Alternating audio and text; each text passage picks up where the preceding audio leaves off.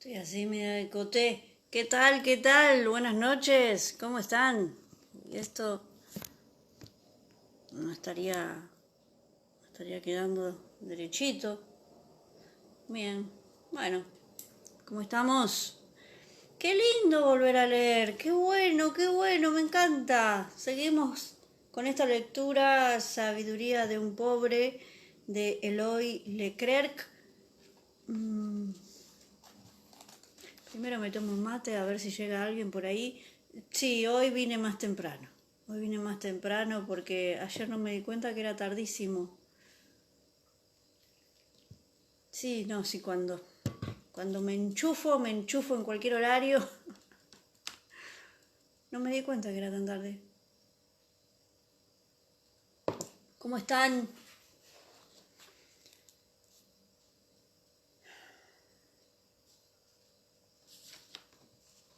Este libro, como les decía, es sobre la vida de San Francisco de Asís y la distinción es que encara esa biografía, la historia de su vida, pero desde la poesía. Entonces tiene un sabor diferente porque cuando vamos hacia los hechos y las cosas desde la poesía, también podemos eh, percibir, ¿no? Percibir un poco más de esa realidad. No son solo datos fríos, datos, ¿no?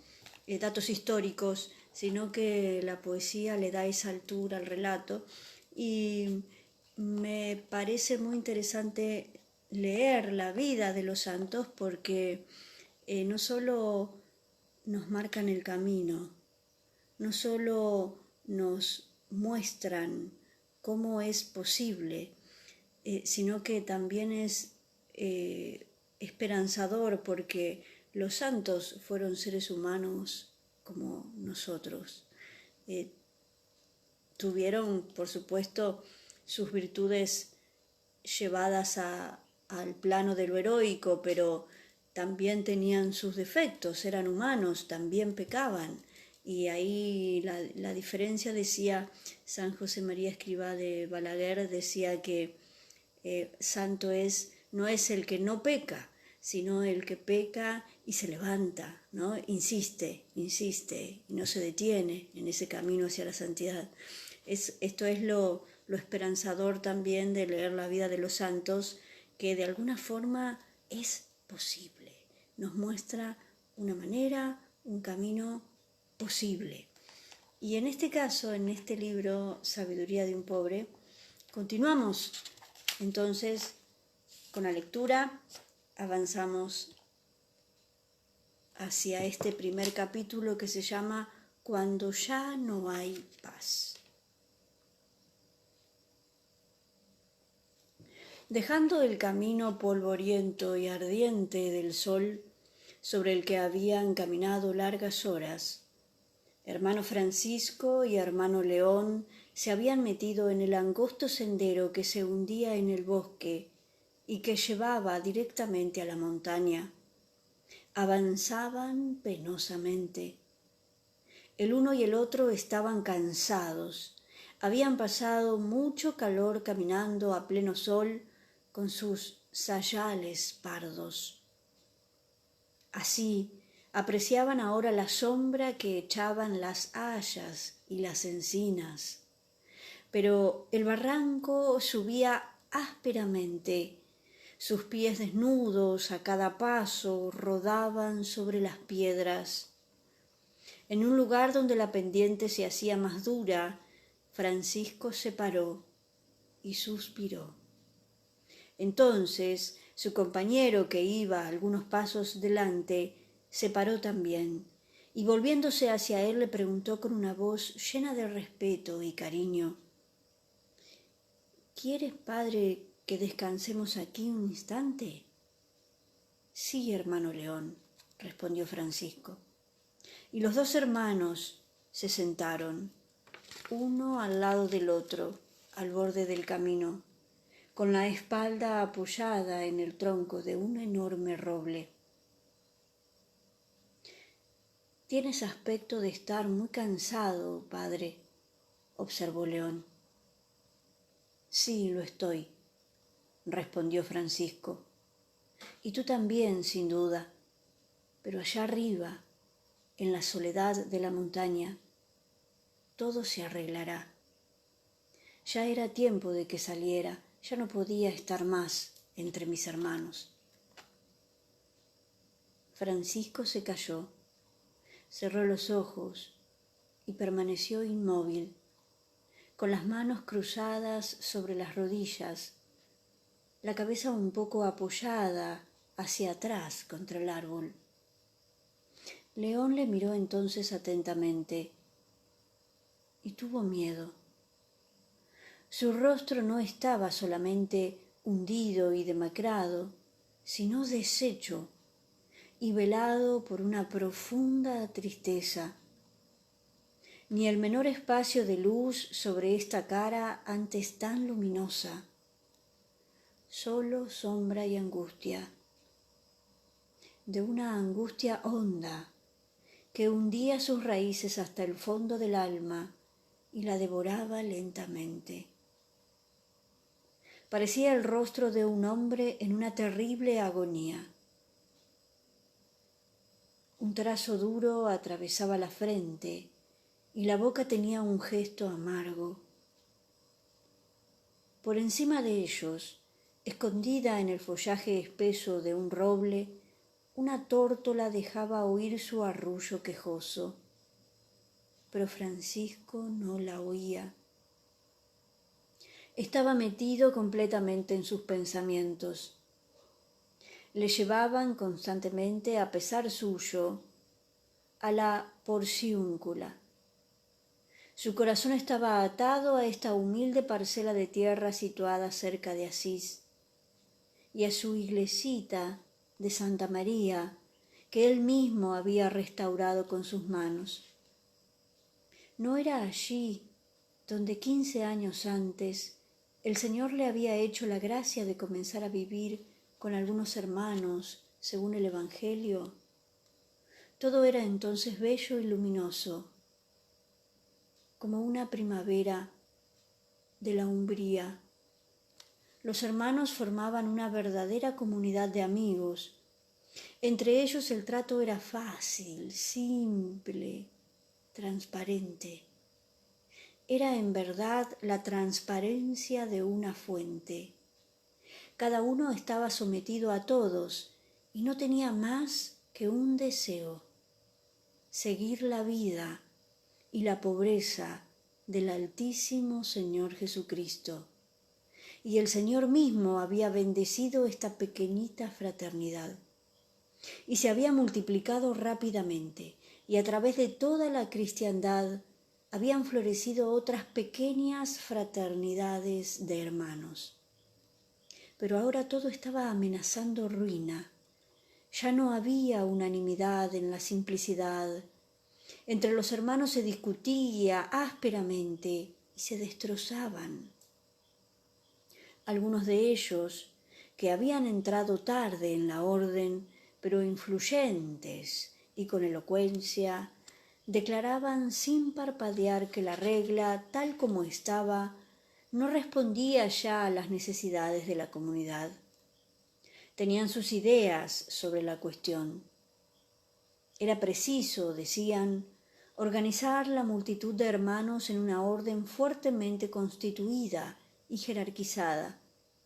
Y por esto se debía inspirar a la legislación de las grandes órdenes antiguas y no retroceder ante construcciones amplias y duraderas, que darían a la orden de hermanos menores más altura. Porque, añadían, en la Iglesia, como en todas partes, se respeta al que se hace respetar. Estos, pensaba tristemente Francisco, no tienen el gusto de la simplicidad y de la pobreza evangélica. Veía que estaban minando la obra que él había edificado con la ayuda del Señor. Y eso le hacía daño, muchísimo daño. Y luego los otros, Todos los que socapa de libertad evangélica o por tener aspecto de menospreciarse a sí mismos, se permitían toda clase de fantasías y originalidades del peor gusto. Su conducta inquietaba a los fieles y desacreditaba a todos los hermanos. Estos también minaban la obra del Señor. Francisco volvió a abrir los ojos y fijando intensamente la mirada, murmuró: hay demasiados hermanos menores. Después, bruscamente, como para rechazar esta idea importuna, se levantó y volvió a ponerse en camino. Tengo ganas, dijo, de llegar allá arriba y encontrar un verdadero nido de evangelio. Sobre el monte el aire es más puro y los hombres están más cerca de Dios. Nuestros hermanos Bernardo, Rufino y Silvestre estarán contentísimos de volver a verte, dijo León. A mí también me da mucha alegría, dijo Francisco. Ellos me han permanecido fieles. Son los compañeros de la primera hora. León iba adelante. Francisco seguía penosamente. Pensaba en los últimos meses que acababa de pasar en el convento de Porciúncula, y durante los cuales había multiplicado los esfuerzos para llevar a sus hermanos a la vocación. En el último capítulo general de Pentecostés se habían reunido todos. Él les había dicho entonces claramente lo que pensaba, pero se había dado cuenta enseguida de que él y una fracción importante de la comunidad ya no hablaban el mismo lenguaje. Intentar convencerles era tiempo perdido. Entonces él se había levantado ante los 3000 hermanos reunidos, noble y salvaje, como madre a quien quieren arrancarle los hijos. Había gritado: el Evangelio no tiene necesidad de ser justificado. Hay que tomarlo o dejarlo. Sus primeros discípulos, los compañeros fieles, se habían regocijado. Esperaban que iba a volver a tomar en sus manos la dirección de la orden, pero las fuerzas físicas le traicionaban. Había vuelto de Palestina con la salud completamente deshecha. Para hacer frente a los descontentos hacía falta un hombre recio, con un temperamento fuerte de jefe. El cardenal Ugolin, protector de la orden, aconsejaba al hermano Elías, y Francisco había consentido, no sin aprensión, sin embargo. En cuanto a él, enfermo del hígado y del estómago, con los ojos infectados y quemados por el sol de oriente y por las lágrimas, había tomado la postura de callarse y de rezar. Pero una tristeza pesada había caído sobre él, como una especie de herrumbre. Se había apegado a su alma y la atacaba, consumiéndola día y noche. El porvenir de su obra le parecía muy sombrío. Veía a los suyos divididos. Le contaban los malos ejemplos que daban algunos hermanos y el escándalo que producían entre los fieles. El mismo fray Elías, a la cabeza de la orden, se daba aires de gran señor y favorecía a los innovadores. La pena de Francisco era demasiado grande para poder ocultarla. Ya no podía mostrar a sus hermanos el rostro abierto y alegre como siempre había hecho. Y por eso se iba lejos, para ocultar su tristeza en la montaña, en medio del bosque. Había resuelto retirarse a una de aquellas ermitas que había construido él mismo algunos años antes, sobre las estribaciones de los Apeninos. Allí, al menos en silencio y soledad, ya no oiría hablar de malos ejemplos. Allí también ayunaría y rogaría hasta que el Señor tuviera piedad de él y se dignase mostrarle su rostro. Llegados a la cima de la primera colina, Francisco y León vieron cómo se levantaba ante ellos la montañita cubierta de bosque. en medio de la cual se escondía la humilde ermita de los hermanos. Se pararon un instante para contemplar la pirámide verde sobresaliendo de un contrafuerte de los Apeninos. El verde del que estaba vestida la ladera, enmascarada su aspereza y de carácter salvaje. La otra ladera, que no se veía, pero que Francisco conocía muy bien, era muchísimo más abrupta. Estaba formada por un derrumbamiento de rocas por encima de la montaña, y tan lejos como podía alcanzar la vista, el cielo estaba maravillosamente claro y luminoso. Era una tarde bella y tranquila del final del verano. El sol acababa de desaparecer en el horizonte detrás de la cresta de las grandes montañas. Ya no se percibía más que un vapor de luz por encima del monte. El aire comenzaba a refrescar imperceptiblemente. Una niebla ligera azulada se extendía y flotaba por encima de los barrancos violáceos. El sendero subía ahora serpenteando sobre el flanco de la montaña. Los dos hermanos avanzaban lentamente y en silencio. Francisco caminaba un poco encorvado, con los ojos fijos en el suelo. Iba con ese paso torpe del hombre que se dobla bajo una carga demasiado pesada. Lo que le agotaba no era el peso de los años. Tenía poco más de los 40, ni tampoco el peso de sus pecados, aunque nunca se hubiese sentido más pecador ante Dios que ahora. Ni era tampoco el peso de la orden en general.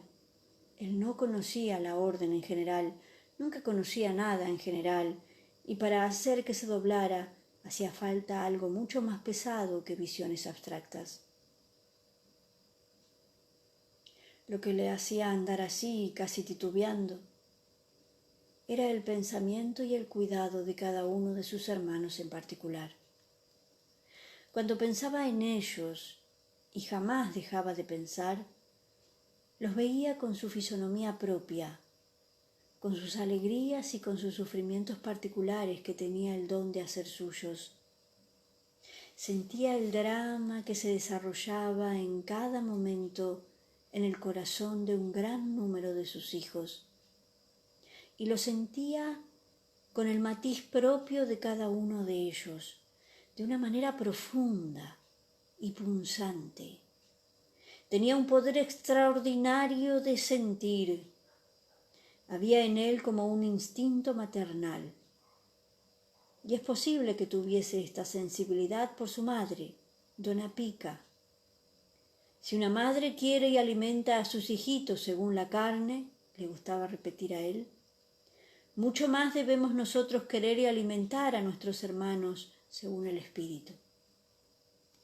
Todavía joven, cuando estaba en el mundo, su rica sensibilidad hacía de él un ser particularmente receptivo y tierno. Vibraba con todo lo vivo, joven, noble y hermoso, con las proezas de los caballeros, con los poemas de amor, con lo bello de la naturaleza, con la dulzura de la amistad. Y esta sensibilidad le hacía compasivo con los pobres. Todo su ser se derramaba cuando uno de ellos se le arrimaba con estas palabras: por el amor de Dios. Su conversión no había destruido su humanidad, no había roto su capacidad, no había hecho más que profundizarla y purificarla. Dios le había hecho sentir la vanidad de su vida, y él se había vuelto atento a llamadas más profundas. A la del leproso que encontró un día en el campo de Asís y que besó, a pesar de su fuerte repugnancia.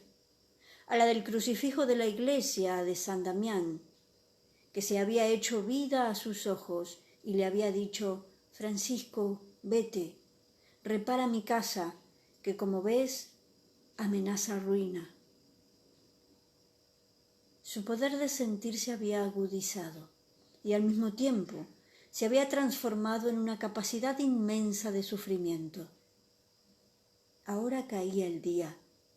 Bajo los olmos y los pinos que escalaban la roca ya se había hecho oscuro. En el bosque, un pájaro nocturno lanzó su grito. El hermano león observó: «No llegaremos antes de la noche». Francisco no dijo nada, pero pensaba interiormente que así sería mejor. Los hermanos de la ermita notarían menos su tristeza. Pasaron delante del arroyito a donde los hermanos venían todos los días a coger agua. El murmullo en la oscuridad señalaba su presencia. Ya no estaba muy lejos, solo a la distancia de 1 o 2 tiros de piedra. Francisco sintió entonces una duda en el alma. Tenía por costumbre decir siempre cuando llegaba a una casa: «Paz a esta casa», como pide el Señor en el Evangelio. ¿Pero tenía derecho a hacerlo ahora? ¿No era desleal por su parte ofrecer una cosa que no tenía? Presentarse como un mensajero de paz cuando tenía el corazón vacío de ella. Francisco levantó los ojos al cielo. Entre las ramas de los pinos que levantaban su masa negra de una a otra parte del sendero, se desenrollaba una estrecha cinta de cielo azul profundo. Las estrellas se encendían lentamente en el firmamento. Francisco suspiró. En su noche no había estrellas. Pero es que hacía falta que amaneciera el día para seguir el Evangelio y obrar como lo pide el Señor. En este momento llegaron a la altura de la capillita de la ermita. Ya el hermano león le rodeaba por detrás. Entonces Francisco, elevando su voz, gritó en el silencio de la noche: «En el nombre del Señor, paz a esta casa». Y el eco en los bosques repitió: «A esta casa». ¡Ay!